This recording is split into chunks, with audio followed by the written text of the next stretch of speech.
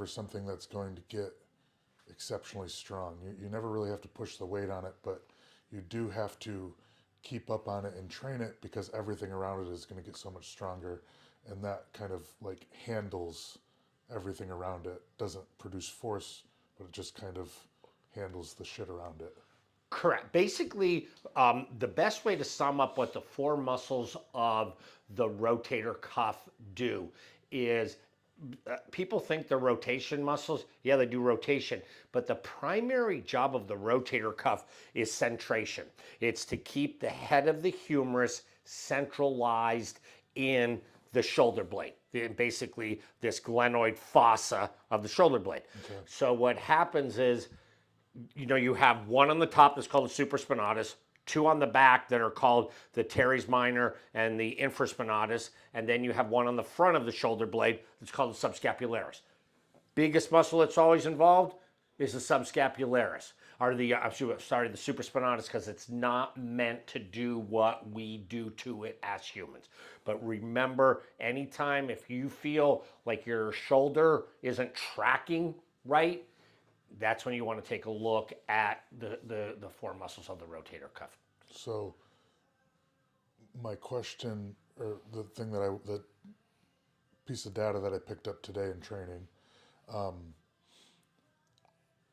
that's something that I only started to train last year when I picked up my coach Zach, Okay. and he kind of like I had a few small gaps in my training, but there's small ones that have a big outcome, like rotator cuffs, and so I'm sure that it's weaker than it should be. I don't think I know how to train it. So press days, he has me do a Cuban rota press, which is here, here, here, and back down. Back days, he has me do internal, external rotations on the cable. I noticed today that I did my prescribed work from you to warm up. I felt everything engage. I hit the push press beautifully. I did them in the mirror and I could see myself tuck under like you wanted. When I finished with the Cuban rota press, I noticed that when I looked in the mirror when I was doing it, I got real stuck like this, and I had to go do our stuff over again to get out of it. But it doesn't. Both of those exercises, it doesn't feel like I'm doing anything. Basically, what your problem may be is that, and everybody knows I beat up the intrinsic core big time. But what happens is your intrinsic core has to send in basically transmission of force through your external abdominal oblique to the serratus anterior and to the pec major to help to stabilize the shoulder so that you can get that working like you want to. So basically, that exercise really isn't that bad. It's pretty good because I was watching the motion. Because your supraspinatus helps to initiate the movement out to the side called abduction in the first 15 to 30 degrees. It helps also with full abduction, the 160 to 180 degrees that you need. But what happens is the middle deltoid doesn't initiate anything in those first 15 to 30 degrees. It helps you to pick up past that point. So that, what do you call Cuban rota press. yeah. So basically, if that person, your trainer, he was taking you out in that 15 to 30 degrees. So you were starting to fire that supraspinatus, and I'll show you how we check that. But then when you're coming up here, that's still supraspinatus that's kicking in. But what you're doing is you're also working your infraspinatus and your teres minor because you're working at the 90 degrees external rotation. When you're coming down, you're also working the subscapularis, which is your internal rotator of the rotator cuff. So the problem may not be that you're not benefiting from the exercise because it appears that it's firing the four muscles of the rotator cuff. But we may have to add in a new pendulum for you to see if we find, like, if it's the right shoulder, left shoulder, or whatever, where we incorporate some basically intrinsic core. But then you have to remember that when you're going into opposite rotation, that's what the external abdominal oblique does. The internal abdominal oblique that I beat up all the time with intrinsic is a same side rotator. The external abdominal oblique is a contra rotator. So we may need to be doing something to say, okay, yeah, we're going to check your rotator cuff and we're going to see what's going on strength-wise. But maybe your problem is not the problem with the rotator cuff. It may be that you're not transmitting force to the two large stabilization muscles, the serratus anterior and the pec minor. So you might not be getting the ultimate benefit of the exercise because of not transmitting force like you're supposed to.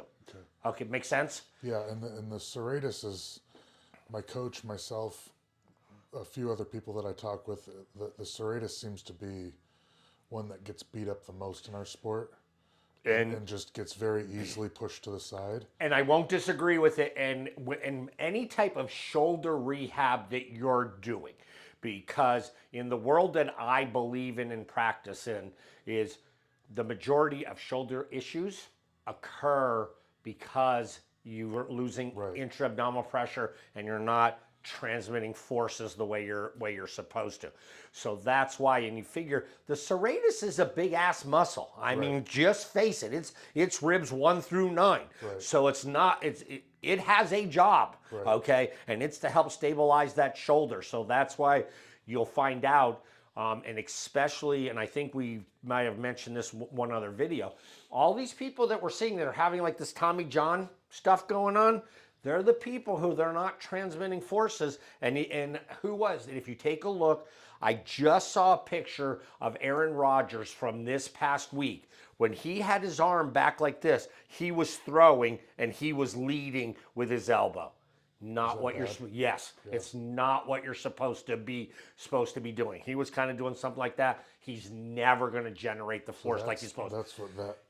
Yeah, and so that's why, because basically with a Tommy John surgery, they're doing something to the ulnar collateral ligament. And it's because these people are leading with their elbows to throw. They're not getting that type of motion. If you take a look, when I'm doing that, my elbow isn't leading the way.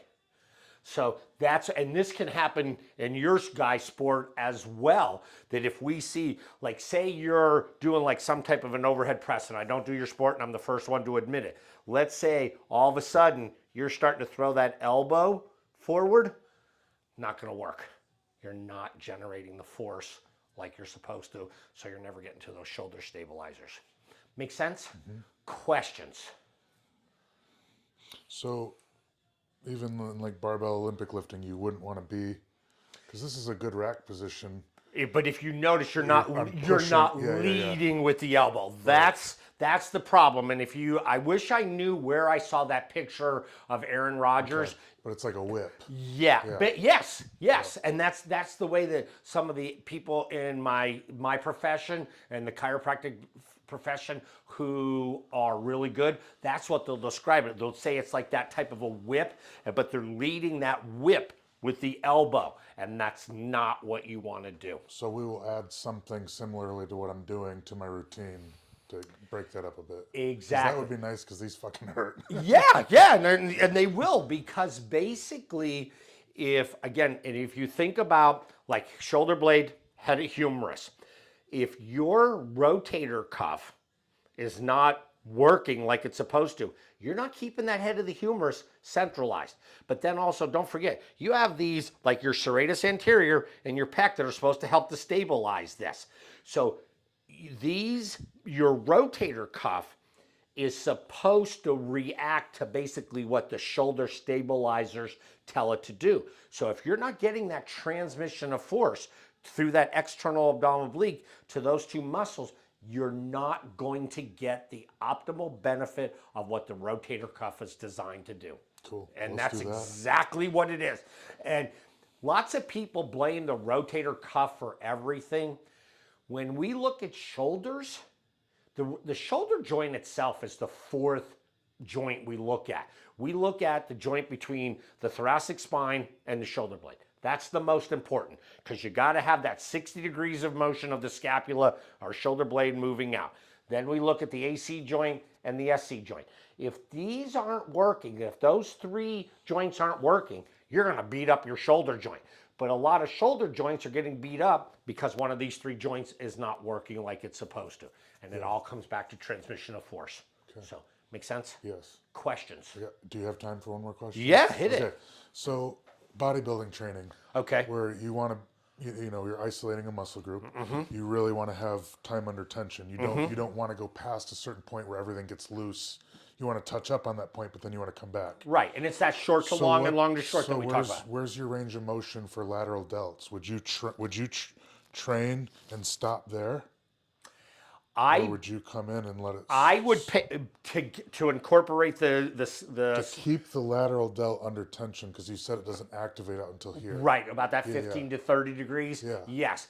To keep it under tension, yes, I'll have to research that. Yeah. But I would say that because the lateral delt supposedly, according to EMG studies and stuff, doesn't start to fire until like that 15 to 30 degrees away from your body, that, yeah, if you wanted to keep it tension, basically dropping below 15 degrees, you're not going to keep your lateral delt or middle deltoid under tension because you would think it would have to, and again, I'll check that, you think it would have to shut down since the supraspinatus is what kind of kicks out this. Most of us train them, like this, so we're all the way. Right. So basically, you just showed it. So basically, that first 15 to 30 degrees is supraspinatus. Then when you're coming out, up to 90 or basically really the supraspinatus, as I said, assists all the way through the motion of abduction. But what happens is its primary job is the next muscles. Right. Its primary job is to initiate abduction in that first 15 to 30 degrees of abduction. Cool. Okay, makes sense? All good, yeah. All right.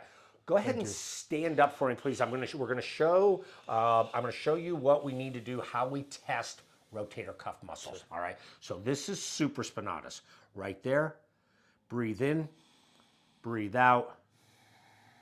Don't let me push in. My spat. See, so that's supraspinatus. So you're testing strong there.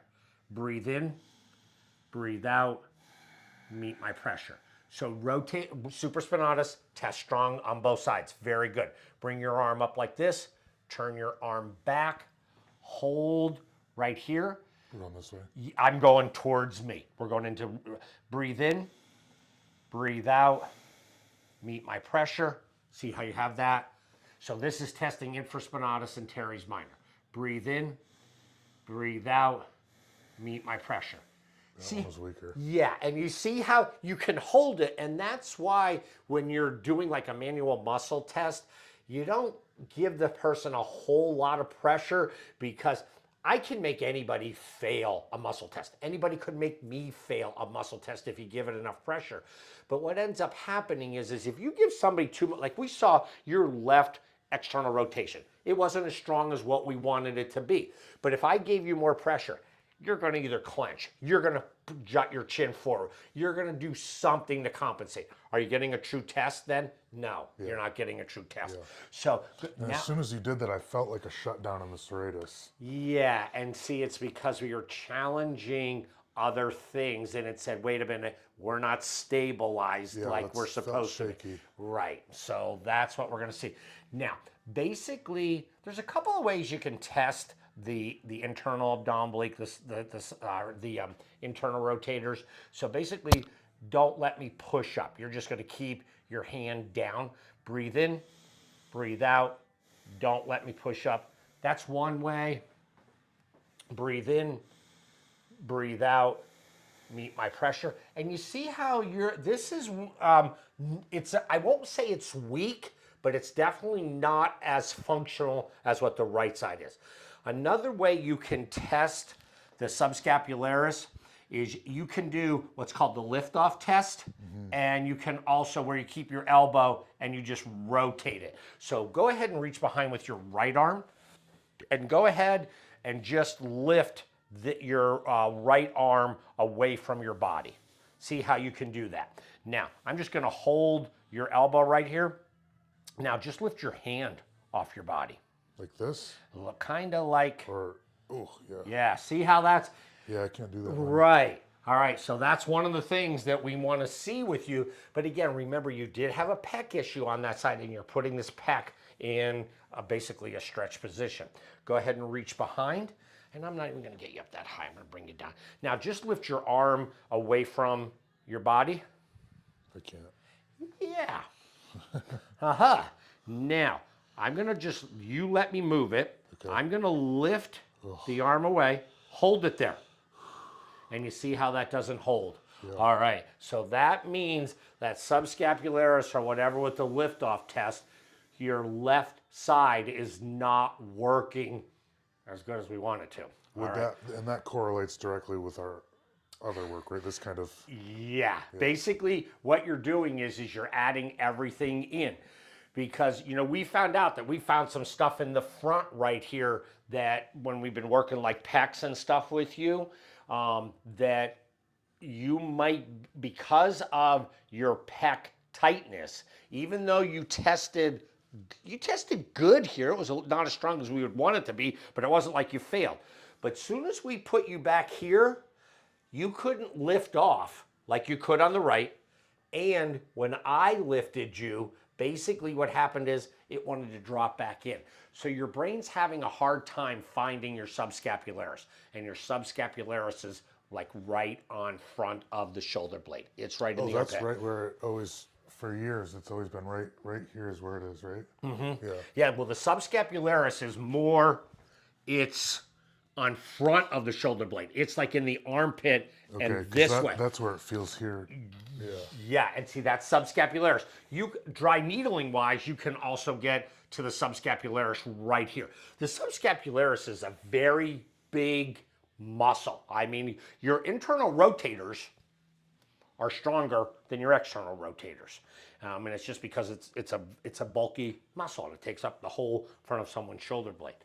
Make sense so far? All right, any questions?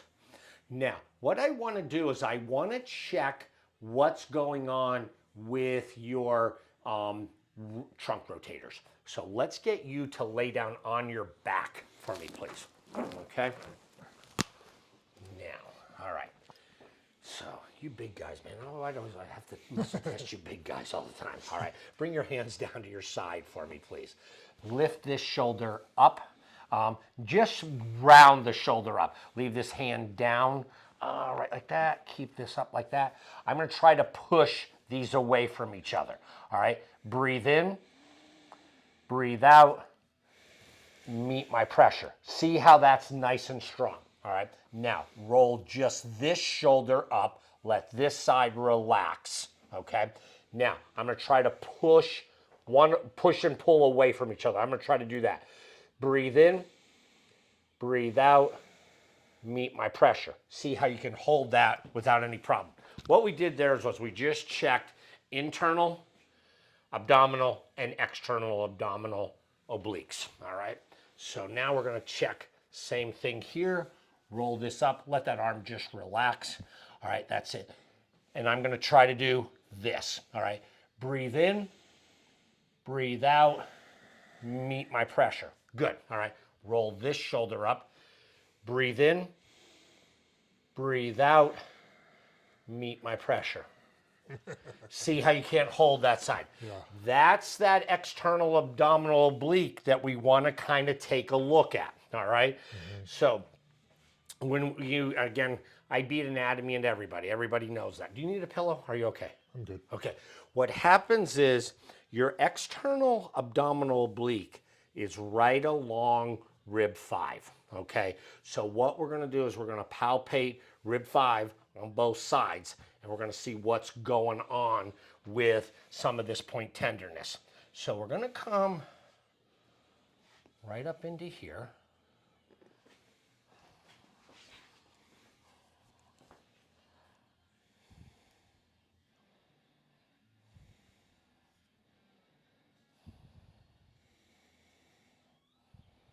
You okay?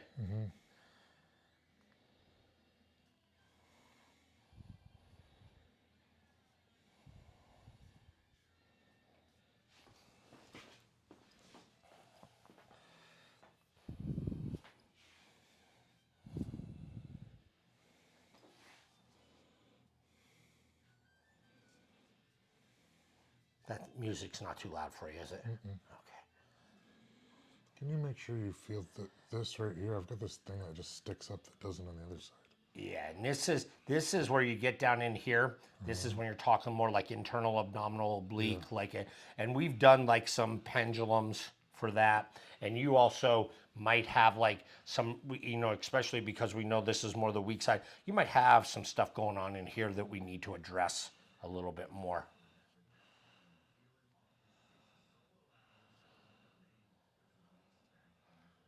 Feel that gristle right there.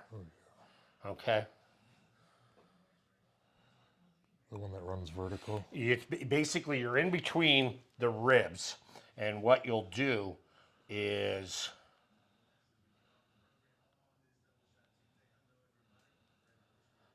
like, see, I can push in here, but once I get more like right there, feel that little bump right there?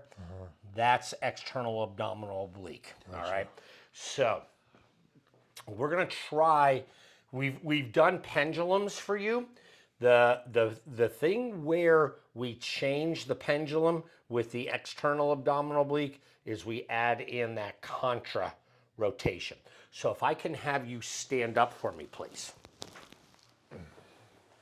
Now, because it's on left side, or right side, I'm sorry, right leg is going to be back. I'm not going to worry about The pain or the bump? the bump was on right side. Okay, You didn't feel it on this side? I didn't feel as much gristle. Now you might be feeling more tenderness than you feel tightness, okay? Because in the immaculate dissection world, we look at tightness versus tenderness to palpation. Tightness when you're laying down is a sign of dysfunction because when you're laying down on the Tenderness table. is taking the load. Correct. Right, exactly. So what you're going to go ahead and do is, and we're not going to worry too much about the breathing right now. We'll tie the breathing in a little bit. So basically what we're going to have you do is you're going to side bend, you're going to crunch down, but just to this upper area. And then what you're going to do is then you're going to rotate to the left.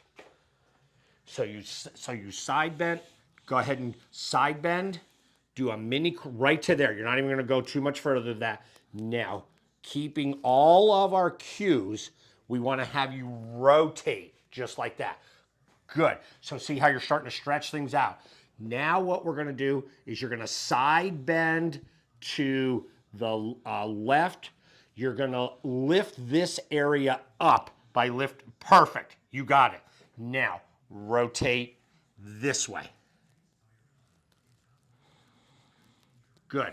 Making sense so far? So, and again, we're not going to worry too much about breathing. We'll get into breathing. All right. Side bend, mini crunch, rotate. That's taking this right external abdominal oblique to its short position, but you're stretching out here. Then we side bend, you lift chest up, opening this area up, and you rotate. That's taking this external abdominal oblique and taking it to a long position, okay? Rotate, or I'm side bend, I'm sorry, my bad. Side bend, mini crunch to rib 5, keep that crunch and side bend, rotate, good, side bend left, lift chest up, good, rotate that way, good, and come back to neutral. We do about 3 reps. Go ahead and lay back down on your back for me, please. Now, first thing what we're gonna do is we're gonna recheck what your test was for your external abdominal oblique. So let's come up like this, hands down at your side for me, and you're okay. You're just gonna shrug this shoulder up, kind of round it up like that. Breathe in, breathe out, meet my pressure. See how you can now hold that test and you couldn't hold that before. Yeah. So that's telling us that that's kind of working the way we want it to. Now what we're going to do,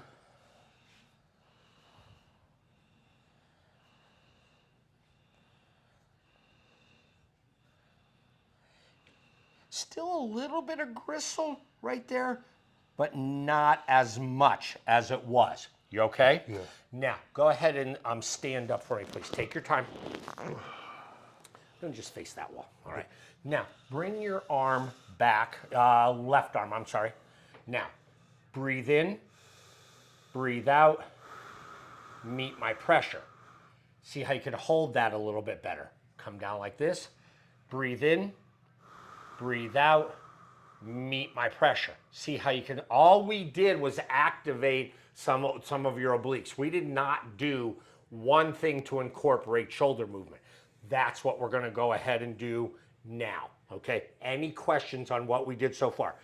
So basically to summarize, even though you're tender, or you have some like tightness, or you're tender over here, we didn't find a whole lot of gristle over here. But when we palpated on rib 5, we found a little bit. So all we did was we said, okay, let's see what happens when we take things short to long, long to short. It's gonna tell you when you retest muscle, does it test stronger? Yeah, it tested stronger. Did your external and internal rotators test stronger? Yeah, they did. And so it's telling us you definitely have an external abdominal oblique issue, okay? Any questions so far?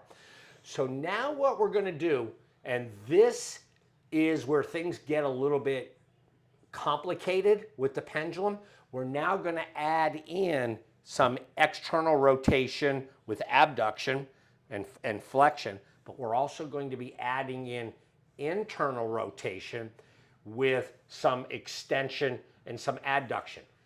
This looks very similar to the test you couldn't do. This is why we like to do that, okay? Makes sense so far. So basically, because we know that your problem was when you were reaching back here, that's where we're gonna see if we do a pendulum and we transmit force from basically internal abdominal oblique to external abdominal oblique to serratus to pec, can we start to get things working like they're supposed to? Makes sense? Mm-hmm. Okay, so I'm gonna walk you through it, but I'm gonna have you watch me. Don't worry about the breathing quite yet, all right? We'll get to the breathing, and the breathing is very important. So what we're gonna have you do is you're gonna side bend like you did, you're gonna mini crunch, and you're gonna rotate just like you just did. In this position, we're gonna have you reach back. Then you're going to side bend, lift up. I told you the wrong way, I'm sorry. It's here, here, here, reach here. Then you're going to be here, here, here, and come behind. See how we're incorporating a lot of different, and I screwed it up. Yeah. So, and basically, I'm supposed to know what I'm talking about. So we're gonna start.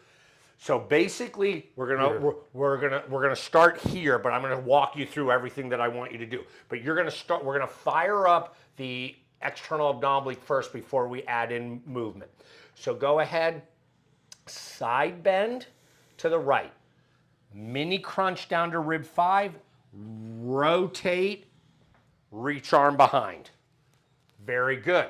Okay, you okay? Hold the arm there, side bend, lift this area, perfect, rotate, take this arm, reach behind. See how that doesn't go too easy. Yeah. So don't force the movement, all right? So what happens is, and that's what we wanted to see. So what happens is, we're gonna try this a couple of different ways. If you feel that you can only get to here instead of coming to here, that's what you do. You don't force the movement. If you feel like all you can do is extend, which is taking the arm backwards, and slightly adduct, that's all you do. If you feel, oh, I can get about to here, that's all you do. All right, let's try something. Let's change the arm movement a little bit and see if this makes any difference. All right. So take right. I'm not overworking you, am I? No, not at all. Okay, right leg back for me. All right. So Side bend, mini crunch to rib 5, rotate that way. Hold on a moment, take this and reach back. Does that seem easier to do with your in that position compared to when you were in the other position? Now, side bend, lift rib 5 up, rotate, reach behind, and now take the hand and put it back here. See how you're getting some weird thing? Which way did, now it looked like the last one you moved a little bit easier with the rotation. What did you think? I think when I did the first one, it got caught on my butt. Oh, And, go ahead. But just that much resistance was too much for it. Okay, and so that just that resistance of hitting your butt. Yeah. So let's try something where we, if we see if we can miss your butt. All right. Okay. So bring, how professional I am. Bring right leg back again. Okay. Now, side bend, mini crunch to rib 5, rotate without hitting your butt, reach back. How's that feel without hitting the butt? Okay. Now, side bend, good. Lift rib 5 up, rotate, take hand and put it behind your head. There you go. Okay, you still with me? All right, take a break a moment. Here's what we're kind of looking at, and this is why we're going to play around with this a little bit. Basically, when you do this, and when you do this, and when you do this, that is taking this going to basically a short position. So when you think about like an athlete throwing something, okay, basically, look, or even like a golfer, look at what they're doing. They're coming back here and then they're coming through here. Or like that baseball pitcher who's coming into this position. What are they doing? They're looking that way and then they're trying to coil the ball forward, like that, like generate that force. Same with your golfer. So we have to see with your sport, what is considered the short position of the rotator cuff, either the external rotation, the abduction, and this, or is it the internal rotation with the extension and the adduction? So, and it may be different for different parts of what you do. Make sense so far? So, when you're coming up into something like that, that is basically taking the muscles in the back into a short position of the rotator cuff, but it's taking the subscapularis where we see that you have in more of a long position. This is my ignorance about your sport, which I'm learning more and more about all the time. What do you guys do where you're more in that position? Is there anything that you do besides like picking up the bags to throw them? So if we were to take a stone or a sandbag and load it like this. Okay. Because you, like for a big stone, I'm not lifting it like this. I'm wrapping myself over top of it, loading it up on my hips. Okay. And then going like that. So you would be in that internally rotated position, and then you would have to go into... Kind of. It would be off your chest by about here. Okay. But you see how you're still in that position. Yes. So that's internal rotation. Or throwing. Okay. We do throwing, yeah. Is that where you're like throwing over the... Throwing like... Okay, like over the, like to the bar height and stuff like that. All right, so see, basically right there, that would be taking that from that short, the subscapularis from a short position to a long position. So that's why we would need something, that basically your subscapularis on the left isn't doing its job. It's not doing what we want it to do. All right, make a little bit more sense about what we're doing? Yeah. So what we're gonna go ahead and do is, because this, and this is a short position for the external abdominal oblique, this is the short position for the subscapularis. When you do this, and that, that's the long position, but this would be the long position for the subscapularis. So see, this is where I think you might be running into some issues, is that your subscapularis does not know how to go from short to long. Feels like a complete disconnect on both sides when I get to about here. Yeah, and that's basically what you're just saying about the disconnect.